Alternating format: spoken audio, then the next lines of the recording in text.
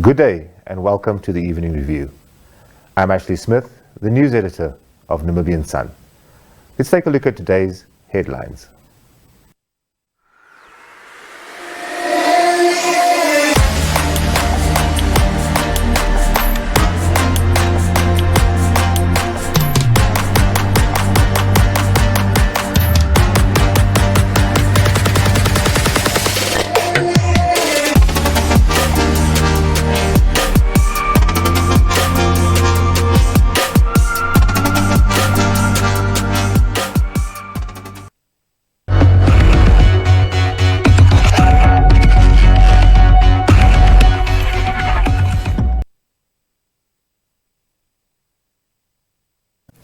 And welcome back, viewers. We're very privileged to have with us today the now former Director of Tourism in the Ministry of Environment and Tourism, Mr. Sem Shikongo. How are you today, sir? Oh, great. Can you... Yes. First day out, first day a free man. I tell you. You've been sent into the streets, so you chose to go into the streets, as they say. Well, now I'm in the streets, looking for a job. Yes, of course. You played over the years. I think it's well over a decade that you played a very key role in the tourism industry. Mm-hmm. Can you just tell us why you decided to move away and move beyond the director of tourism? Well, remember that before I was in environment, Yes. and then for many years, and then there we set up a lot of things, strategies, plans, laws, and policies, and we don't have to be the ones to implement. So I moved from there to tourism. And we've done the same for tourism, set up policies in 2008, national tourism policy, and then we had to decide, do we now do a tourism bill or a tourism law, or do we do a strategy? We opted to do a strategy. We finalized the strategies, the National Tourism Growth Strategy, and the National Tourism Investment Promotion Strategy. Having done that, what remained is implementation, which started in NDP 5. And on the gambling side, because people forget about that part. Absolutely. I was going to ask you about the gambling side as well. There was the fact that the two guiding instruments there were not the gaming one, the gambling Casino and Gambling Houses Act of 1996, I think, or 94, somewhere there. Mm-hmm. That one had problems. And the Damascus report recommended that it must be rewritten. So we have done that, we have strengthened it, and it's now passed. We just passed amendment this year, and what remains is the regulations, which we have also done.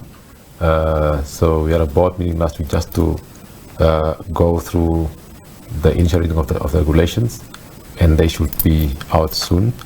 Then the Lotteries Act was, I think that was 1994, Act of 1994. That one was never enforced. Yeah. And so it was then when we tried to enforce it, we were told by the Attorney General, no, maybe just redo it because it's outdated and there are loopholes. So we've done that also, and it was passed in 2017, I think. Yeah. And we've just sent the regulations off to Ministry of Justice, I think last week. So with all of those things, with all of those things, somebody else can now do the implementation. Okay. Well, that's fair enough. I just want to stop a little bit about, because a lot of our viewers will obviously be interested in the gambling aspect. Mm-hmm. What are some of the new regulations that the Act is going to bring in terms of gambling machines, casinos, etc., etc.? Well, we had a nationwide consultation process last year where we've gone across the country and presented both the lottery regulations to them and the gaming regulations. Some of I think the key provisions was that the Damascus report asked that we must protect the gambler and we must protect the state, yes, and society, and ensure that the state gets revenue. So we put forward that there must be a central monitoring system. For each machine in the country, we need to know how much went in, Yes. how much was given out. And the new sort of innovative ways is that there's a register of restricted persons, where if you are my guardian or I'm your guardian and I'm gambling, you have the right to actually go and report me, and then the magistrate, the courts can put you on that list of restricted persons, and if you are found gambling, the place where you gambled becomes liable. Yes. And then there are provisions of ATMs, how far they should be away from the gambling machines. There will be a key employee license that the employers there will have to have licenses. There's manufacturing license, so you cannot just buy or go and fix machines. There will be a testing agent license. There will be a license to manufacture and distribute. Yes. So that we have got a chain of information flow about the machines in the country. Yes. And so there will be also new licenses coming out as proposed in regulations. Then once all of that is in place, we can now lift the moratorium that was put in place in 1996 by the Damascus report. Yeah. That's on the gambling side. On the lottery side, of course, what has been happening is that since the law was never enforced, but under common law, gambling and lotteries was unlawful. Yeah. So if you have a lottery operations right now, it's unlawful, but not illegal. Yes. Because there's no law that makes it illegal. And if we do catch you, there's no regulation that the magistrate can use to actually say, this is what you contravened and this is the recommended punishment. Yeah. So that's where we are. And with these two instruments, we are hoping that once they are implemented, the state can generate revenue. Yes. We've made some forecasts. I think if the state goes ahead with what we propose with the new categories for the gambling sector, we may have within 1 year, 200 and something, I think it was 230 million, and in 5 years that would be 1.5 billion. Yes. And that's only from the gaming sector. If you look at the lottery sector, there can be significant amount of funds generated if it is implemented the way we have set it out to be implemented. Yeah. So we've told the public last year that if you are interested in a lottery's license, then it's I think we said you just to get the application is 50,000 to weed out the chance takers. So just the application itself is 50,000. Yes. And once you get the license, you sign for 1 million, and then once to operate, we need a guarantee of 100 million. Yeah. So no chances. No chances. And all that proceeds, as it's currently in the Act and in the provisions, will then go into the lotteries social upliftment fund, and out of those funds is earmarked certain percentages for youth, then for sport, then for science and innovation, then for charity. Yeah. Then we've also put in provision for psychosocial disorders in men and women in uniform. Okay. Because these guys go and see, they tend to crimes and all of that, and crime scenes, and they see horrible stuff, and just to help them through that so they can also apply for that. Then there will be for charity, all the different welfare organizations. So the idea is that once the lotteries fund is operational, the funds from there must go to the society, because these are money that we're taking from society, the raffles and all that, Yes. that will be given. And so it's just fair that that money go back to society, and it will then reduce the amount that government has to give to social welfare. Yeah. If it is implemented the way it is. The way it's supposed to be implemented. Of course, South Africa is a very good example of the way the lotto is being used. Yes. Obviously, massive amounts of money get pumped into the lotto every weekend, and people win substantial amounts of money, but it also benefits society. The whole idea why this is being allowed is the benefits to the society. If we take sports, today our sportsmen and women, they have to ask for money. I was about to actually go into that with you, because obviously our sportsmen and women are suffering generally in Namibia. And the arts and culture sector also. And of course arts and culture, yes. They too. And so from these funds, there are certain provisions made for them so that they can then apply for funding from that. And there will be committees that will be manned by people from the sectors to ensure that the right projects or the right proposals get access to those funds to just uplift them to the next level. That was actually the next part of my engagement with you, was going to be around checks and balances, because there has been allegations of in South Africa especially of funds being given to the wrong people or politically connected people, etc. So what checks and balances have you put in? You said there's a committee that's going to be sitting. Of course there will be a board. Yeah. This will be done, both lotteries and gaming will be done by, it will be taken from the state and become parastatals. And those parastatals will be run by a board. Yeah. And the board will have their staff, but they will also, especially the lotteries, they will have to establish distribution committees. And the people in those committees must come from the different sectors, because it doesn't make sense that you are from the science field and you are applying for a grant or some money for science, but the person that is reading the application comes from the soccer fraternity. Yeah, yes, so that we make sure that the distribution agencies, that they know what it's all about. The books will be edited and all of that, so that we can trace, and must also be regular reports to make sure that beneficiaries actually do use the funds for its earmarked to be. So it's about having experts, so to speak, be able to evaluate exactly the need and where exactly the best place would be to put the money. Exactly. For the maximum benefit. Yeah. Of society. Of society, obviously.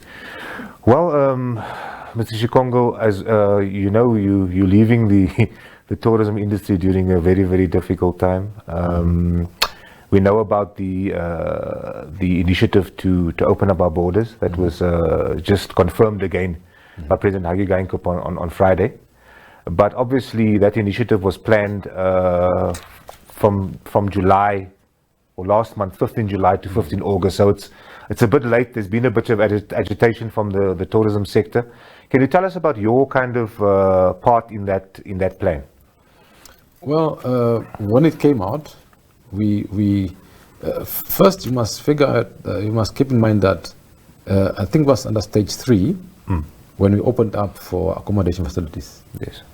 Then there NTB developed protocols together with the industry as to when the guests come in, what happens. The registers and no buffets, and preferably in the hotel. I mean, to no walks in, but to serve in the bed. What is this thing? In-room service, and all of those things. And if you come to a lodge, what must happen? That all those protocols were in place. Now that was good for domestic tourism, but now when international comes, that was now the issue. And we had to work out when again together with the industry and all stakeholders, when the guest decides, say in Europe, I'm going to Namibia, what must happen in, say, Frankfurt? Yes. And then the person is inside the airport, what must happen there? The person is in the aeroplane, what happens in the aeroplane? Lands in Noseko, what happens there? Then out of the airplane inside Namibia, on the tarmac, what happens there? Inside the building, what happens before you enter the building? Yes. Then you go into immigration, what happens there? You've checked through, you are now in that the luggage area, what happens there? You are out into the country, what happens then? Because now you are in the hands of the tourism sector. Yes. And now the NTB protocols kick in. Yeah. The big issue though was the quarantine. Yes, absolutely. Yeah. Yes. And so I think it was up to the sector. We would have said no quarantine, or find an innovative way around that. But of course now we were planning on doing that on 15th of July, but then Walvis Bay happened. Yes. And the numbers started to spread. So now you've got these people have the idea that we had to contain the virus from getting into the country. That was the quarantine measures, where people were then, as soon as they come in, they were kept, and we had no local transmission. Yeah. And now that we had picked up the cases in Namibia and they were starting to climb, the curve was climbing, should we allow people from outside to come in? But of course, the other option could be, but now the virus is already here. Yeah. And then of course the facilities for quarantining, do we have enough? And because now we're only dealing with Namibians returning, what now if we start to pump tourists also in? Yeah. Will we cope? And how do you restrict contact between the tourists with the nationals? Yeah. All of those things have to come in play, and that becomes a political issue really, and then of course a health issue, because the Ministry of Health has to make sure that the transmissions of the virus is significantly reduced. Yeah. And so then of course the other issue is the economics. The tourism sector is severely hit, and that means really that when Corona started, before others heard about it, the tourism sector already felt it, and because massive cancellations were seen, and by March everything came to a standstill, and we were now looking ahead and saying, when will this stop? Because 4 months without income, even for the big companies, it was a struggle, and we saw that people were being let go. Yes. And some of these people were the only breadwinners. And then we must factor in that tourism is called the multiplier effect.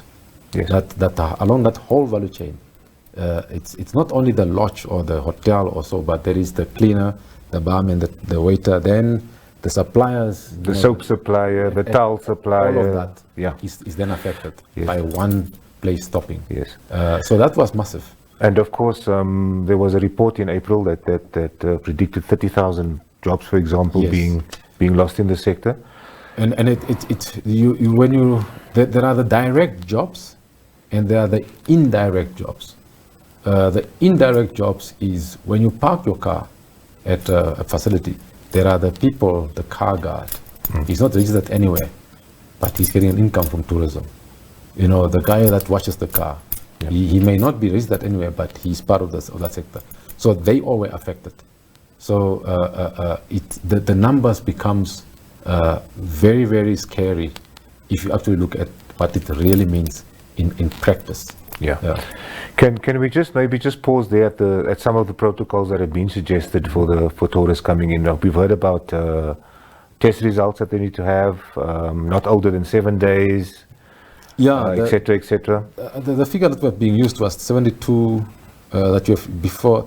There must be a test done 72 hours before departure. Before departure, okay. So to make sure that we at least have a measure that you're okay, now you're here, and that's where it was now decided 14 days in quarantine when you're here to make double sure. But now the problem is, if you have, say, one plane is bringing in, let's say, 100 tourists, and we're going to have a schedule of 3 planes per day, that's 300 people per day. Suddenly there are 600 if those planes comes in frequently. Yeah. And then quickly, within 1 week, you may have a lot more people. Yes. Where do you quarantine them? And how do you restrict? So then was a proposal that, okay, we put them, and of course, then the 14 days, the other problem was, will I really come from Europe? Yes. And then be quarantined for 14 days, because I may have only got 14 days from holiday. If I've got 2 weeks from holiday or 2.5 weeks, how do I spend that 2 weeks in a room? Exactly. Yeah. And then of course now, if I am a tourist, and then the issue is, once they are in, should they do self-drive or should they be driven by a guide? But if they're driven by a guide, then there's contact. Yes. And Namibia can capitalize to say that, look, per square meter in terms of density or number of people, we have very few. And we've got the large open spaces. Yes. So come to Namibia and disappear into the desert, into the woodlands and wherever, and have that solitude for 3, 4 or that 1 week, you know, after having been closed up in a little apartment in Europe. Yes. So come and just have that and return back to feeling human. That's a major selling point, yes. Yes. So but then we have to manage that very carefully, because as we're doing this, other countries are also trying to figure out what do we do. And Namibia is ideally suited to actually comparatively come into this while safeguarding the people. But then it requires all the sectors to be working together, because all you need is one person to do a wrong step, then it impacts on all of us. On all of us, whether it's government, whether it's the private sector, whether it's the emerging private sector or the established private sector, all of us must play along the protocols established. So then it moved down to being, okay, what if they come and then they can do a test, and then they go to, you have arrived in Osekutako, you are now in, let's say, Kapuka, or some lodge somewhere. Oh, Hea Lodge. You must stay there for those number of days until you are cleared. Yes. Then you can, but while you're on that lodge, you can actually do the activities there. Yes. Yes. So it's not quarantine. So it's not quarantine, it's just you need to be stay put for that certain amount of days. You are there. Yeah. And from then, once you clear, you go. So those were all the kind of innovative ways that we were trying to figure out. And there's one big problem now in Namibia, and it's information management. Information leaks. And for a strategy to work, it's absolutely essential that those who are in the know need to keep that strategy. More so because it's a sector that other countries are looking at. And if we let go of our strategic documents to others, these things go out in the world, and that advantage you had may then be taken away from you. Taken away or lost or implemented somewhere else, for example. And then you lose out. So especially if you are first to go, then others improve on your step. So we sensed that, or not we, but when I was in there, that the private sector, some members felt info is being kept away from them, government is up to something and all that.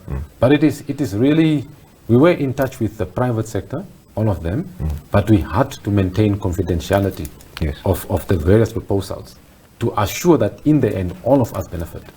Because I may give you a document, for you, okay, it's just a document, and then it's nice and you pass it on to somebody else, but you don't know where it's going from there.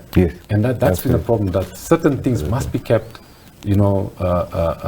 confidential until the time when it has to be released. And also, I may tell you, no, we said it's only going to be for 2 days, but then it goes to the political process, because the politicians have to think not only about this sector, but other sectors Other too. sectors as well. And so things may change. Then you will say, oh, but you lied to me. Yes. They didn't lie. It's the whole process of consultation to take an informed decision that takes care of all the concerns of all the concerned parties.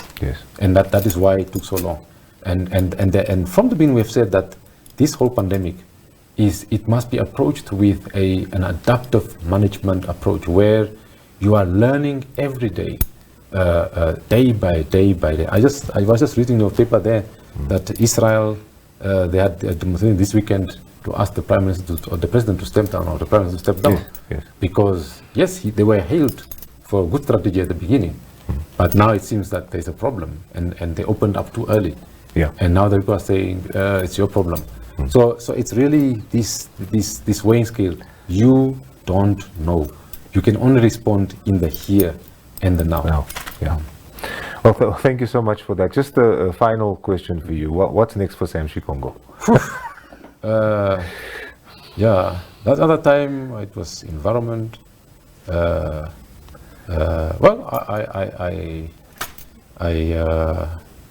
also been a lecturer for many years. I'm now also professor. So I think for now, sit down, rest, and get my bearings back, and then see what the future holds. In Oshivambo, we say, "Komehoa kuna mwene." The future has no boss. That's the true. future belongs to all of us. That's true. And so we'll see what the future holds. And best of luck. Thank you. For the future. I wish you every success, and thank you so much for making time to bring some clarity to some of the major projects that you were involved in at the ministry over the years. Thank you. And I would just also like to, I did send a note to the sector, where I thank them, and I would just like to thank them again, because really, I recall when I started off, Fenata and Han had issues. They were not sitting at the same fire, and we went through many meetings to get them together. Yeah. And that getting them together now proves the value, because throughout this whole process, it was Fenata and Han and ITEA that was started a bit later, the emerging tourism entrepreneurs, because their issues are very different from the other guys, the established ones. And the three of them need to work together. And then, of course, there are the people that are not part of these associations. You can't force anyone. But when you've got an association and you're paying your dues, you also get them the benefit of the information on your fingertips. Yeah. So it has been really great. Sometimes when we were harsh with each other, it was a really, really difficult time. But I need to thank the private sector throughout all this time that I was director, that they've worked with me. And the same also go to the public sector colleagues. Yes, we haven't been talking to each other very well in government because of the sectoral nature of the approach we have taken. Yeah. And I think, I hope that in NDP 6, we will be looking at how do we break these barriers of communication, that we communicate with each other, share with each other, especially where we've got cross mandates. Yeah. Because in the tourism sector, we kept saying from the beginning that tourism is everybody's business. And that means all the other ministries, their policies, they impact on this sector. And so we used to say, if Namibia sneezes, then all of us are not actually sneezing, we are down, we are sick. Yeah. So that's all those interlinkages. And I think going forward, all of these provides an opportunity for the public sector and the private sector to find each other and to work with each other. And that's the principles of the growth strategy that says whole of government approach. The entire government must work together, and then private sector driven implementation. It's the private sector that generates the money. So we create the enabling framework as government. The private sector operates in that framework and create money. Then they get taxed, and that money pays again for my salary. Then we said marketing, in order of marketing that ensures return on investment. Wherever NTB goes, the measure of the success is the number of tourists coming in. Yeah. For every 11 tourists that we receive, one job is created. Yeah. Then we said sustainability is an absolute must, because the tourism sector is resting upon culture, landscapes, and wildlife. And those three are interlinked with the environment. A good environment means healthy people, a good environment means healthy wildlife, and a good culture. And that sustainability must be ensured. And the last one is the importance of customer service. And perhaps, people say we are friendly, but that friendliness must translate into our product offering, how we deal with each other, and how we deal with another. And it's perhaps time for us as Namibians to start re-looking and rethinking about what is Namibian, and actually offering the Namibian culture to the visitors, because that will add to our competitive advantage. Yes, I can have beer in Germany, but Windhoek Lager is something else. And when are you going to bring Tombo to the table? Yeah. When are we going to bring, this bread that you make in the ash? Yeah. When are you going to bring pofaddertjies, skulpijtjies? All those things is what makes us Namibian. The marathon chicken. Matangara. The donkey. Yes. All that stuff must actually be seen on our shelves, in our restaurants, in our lodges, because then we are sourcing from our own people and the money circulates in our community. Whereas when we source the stuff from foreigners, the money goes outside and our people suffer.